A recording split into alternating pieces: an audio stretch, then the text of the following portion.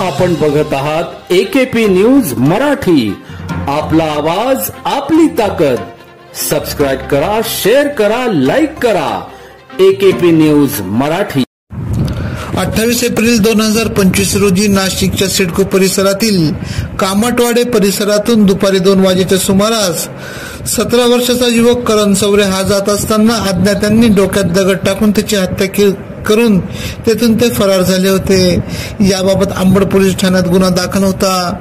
जुन्या वादातून ही हत्या झाल्याने परिसरात एकच खळबळ उडाली होती।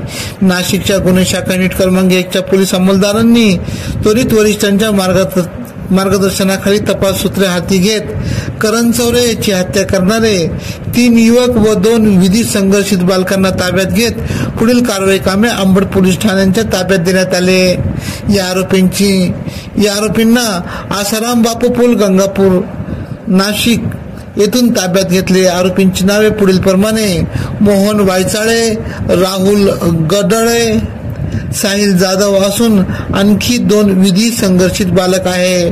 सदरची कामगिरी वरिष्ठ पोलीस निरीक्षक मधुकर कड यांच्या मार्गदर्शनाखाली सहाय्यक पोलीस निरीक्षक हिरामन भोये, पोलीस उपनिरीक्षक चेतन श्रीवंत, सुदाम सांगळे, प्रवीण वाघमारे, प्रदीप मजदे, संदीप भांड, प्रशांत मरकड, विशाल काठे, नाझिम खान पठाण, योगीराज गायकवाड, रोहिदास लिलके, विशाल देवरे, मिलिंद सिंग परदेशी, मुख्तार शेख, अमोल कोष्टी, राम बर्डे, अनुजा येवले, सुखराम पवार, समाधान पवार आदींनी केली।